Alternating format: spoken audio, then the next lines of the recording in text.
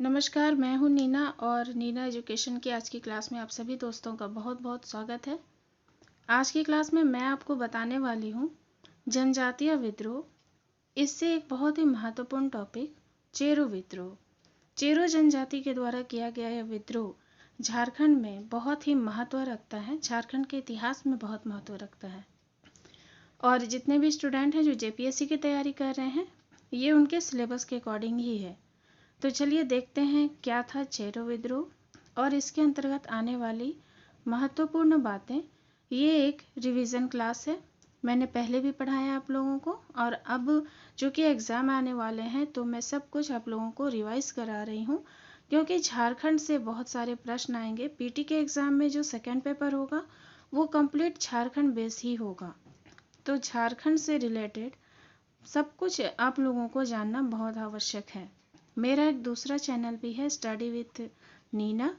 इसमें मैंने आप लोगों को वस्तुनिष्ठ रूप से सारे प्रश्नोत्तर कराने के लिए इस चैनल को खोला है। वहाँ पर भी आप लोग जाकर ऑब्जेक्टिव रूप से प्रश्नोत्तर को देख सकते हैं, समझ सकते हैं, क्योंकि पीटी के एग्ज़ाम में वस्तुनिष्ठ रूप से पूछे जाएंगे प्रश्न, और यहाँ पर मैं डिटेल से आप लोगों को सब कुछ बताती हूँ। तो चलिए देखते हैं चेरो विद्रोह। यह 1770 ईस्वी से 71 ईस्वी के मध्य हुआ। चेरो विद्रोह का जो समय था वो 1770 ईस्वी का था, 1770-71। इस ईस्वी में पलामू के चेरो शासक चित्रजीत राय और उसके दीवान जयनाथ सिंह ये राजगद्दी के दावेदार गोपाल राय की ओर से लड़ रहे थे। चेरो विद्रोह जो चेरो शासक थे चित्रजीत राय और उसका दीवान जयनाथ सिंह राजगद्दी के दावेदारी के लिए गोपाल राय की ओर से लड़ रहे थे। अंग्रेजों के विरुद्ध एक विद्रोह किया गया जिसे चेरो विद्रोह कहा गया। तो चूंकि अंग्रेजी शासन भी पैर जमा रही थी और अंग्रेजों के विरुद्ध ही यह विद्रोह किया गया था। इस विद्रोह को दबाने के लिए कैप्टन जैकब कैमक ने काम किया, उसने दमन किया। 1 जुलाई 1771 ईस्वी को गोपाल राय को पलामू का राजा बना दिया गया।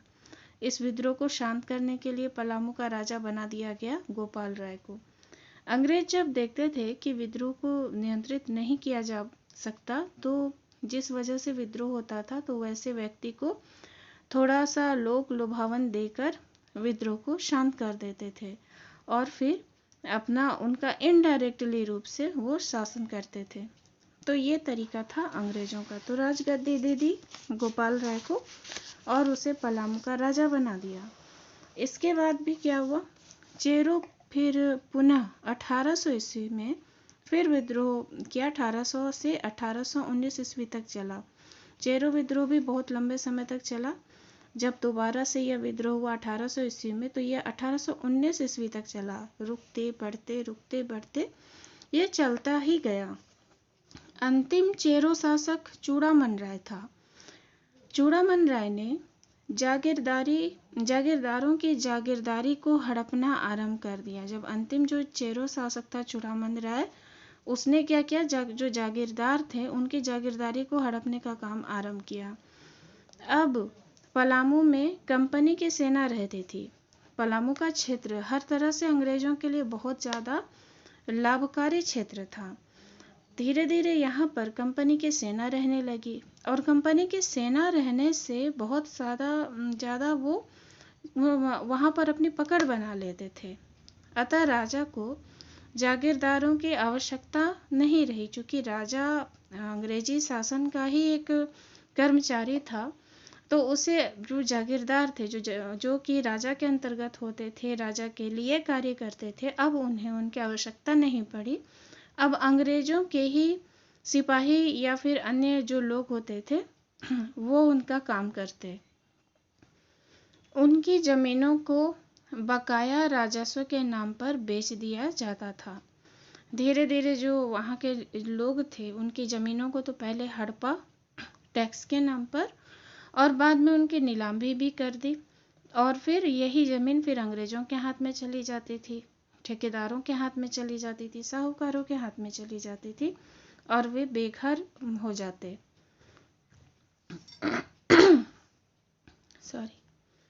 इसके खिलाफ ही चेरो ने भूषण सिंह, ये जिन्हें भूखंड सिंह भी कहा गया, इनके नेतृत्व में 1800 ईस्वी में विद्रोह छेड़ दिया। ऐसा सारा सिस्टम होने की वजह से जो चेरो जनजाति थी काफ़ी परेशान हो चुकी थी, क्योंकि उनका जंगल, उनकी ज़मीनें, उनका निवास, उनका काम सब कुछ अंग्रेज़ों ने छीन लिया था, श्रेष्ठ साहूकारों ने छीन लिया था। तो वो परेशान हो गए थे। तो भूखंड सिंह के नेतृत्व में 1800 ईस्वी में विद्रोह छेड़ दिया। इसके दमन के लिए फिर कौन आया? तो कर्नल जोन्स आया। अलग अलग विद्रोह में अलग अलग अंग्रेज अधिकारी आते थे। तो यहाँ भी प्रश्न बनता है, कर्नल जोन्स ने क्या किया? फिर इसके दमन के लिए काम करना आरंभ किया। 2 साल तक सक्रिय विद्रोह चला। लगातार 2 सालों तक सक्रिय विद्रोह चला और अंततः भूषण सिंह पकड़ा गया। 1802 ईस्वी में फिर उसे फांसी की सजा दे दी गई। अंग्रेज ऐसे थे कि जिससे भी उन्हें ज़्यादा डर हो, ज़्यादा उन्हें लगता था कि ये आदमी ज़्यादा नुकसान पहुंचा सकता है, ज़्यादा बड़ा विद्रोह खड़ा कर सकता है, तो उसे फांसी दे देते थे। इससे क्या होता था कि जो उसके सहयोगी होते थे वो डर जाते थे और विद्रोह अपने आप शांत होता था। तो भूषण सिंह को भी पकड़ा और 1802 ईस्वी में फांसी पर लटका दिया। 1817 में फिर से विद्रोह हुआ। 2 से लेकर 17 तक बीच फिर कुछ समय शांत रहा विद्रोह और फिर 17 में विद्रोह आरंभ हुआ। कंपनी ने 1813 ईस्वी में पलामू के चेरो राजा चूड़ामन राय के राज्य की नीलामी कर दी और यह कर की बकाया नहीं दिया गया। नीलामी क्यों की? क्योंकि कहा कि कर नहीं दिया, टैक्स नहीं दिया और ये बकाया रह गया, इस वजह से उसके राज्य की नीलामी करके इनडायरेक्टली हड़प ली, जागीरदारों को बेच दी। और ये जागीरदार कौन होते थे? तो राजा अंग्रेजों के ही अधिकारी होते थे। तत्पश्चात चेरो समुदाय, जागीरदार, पुराने राजा और उनके सभी अनुयायी ऐसे में विद्रोह करना आरंभ कर दिए। इन लोगों ने मिल करके सभी एक हो गए। राम बख्श सिंह और शिव प्रसाद सिंह के नेतृत्व में यह विद्रोह हुआ था जब आखिरी बार हुआ। तो अब इस समय कौन अंग्रेज अधिकारी आया? Rough says. तो एक ही विद्रोह जो काफ़ी लंबे समय तक चला, तो बीच बीच में कुछ अवधि तक यह विद्रोह शांत हो जाता था। ऐसे समय में अंग्रेज अधिकारी बदल दिए जाते थे। जब दूसरी बार फिर से यह विद्रोह हुआ, बहुत भयंकर रूप लिया, तो उस वक्त एक अलग अंग्रेज अधिकारी आया, रफ सेज, और इसने फिर दमन चक्र चलाया और जितने भी लोग एकत्रित होकर विद्रोह कर रहे थे, जागीरदार और विद्रोही, सभी को बंदी बनाया। लेकिन विद्रोह नहीं थमा। सबको एक ओर से बंदी बनाना आरंभ किया, प्रताड़ना आरंभ की, लेकिन विद्रोह को वो शांत नहीं कर पाया। अंततः 1819 ईस्वी में ईस्ट इंडिया कंपनी को पलामू को अपने शासन में लेना पड़ा। अंततः ईस्ट इंडिया कंपनी, जो कि विदेश से ऑपरेट हो रही थी उस वक्त, उसे डायरेक्ट इस क्षेत्र का शासन अपने हाथ में लेना पड़ा। महारानी का शासन होता था, उसने इस क्षेत्र को अपने अंदर ले लिया और इस प्रकार से यहाँ पर उस समय विद्रोह शांत हुआ। तो इस प्रकार से बहुत ही लंबी अवधि तक चलने वाला था विद्रोह, चेरो विद्रोह, जो कि 1770-71 में आरंभ हुआ, लेकिन 1800 से 1819 ईस्वी तक चला और लास्ट में 1819 ईस्वी में जब पलामू में अंग्रेजी ईस्ट इंडिया कंपनी का डायरेक्ट शासन हो गया, तब जाकर कहीं यह विद्रोह शांत हो गया, क्योंकि डायरेक्ट अंग्रेजों ने, ईस्ट इंडिया कंपनी ने अपने हाथ में इस क्षेत्र का शासन ले लिया। इस प्रकार से चेरो विद्रोह के बारे में संपूर्ण जानकारी मिली हम लोगों को।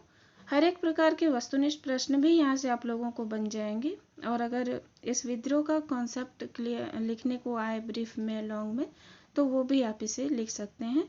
आज की क्लास में चेरो विद्रोह का पूरा रिवीजन मैंने आप लोगों को करा दिया।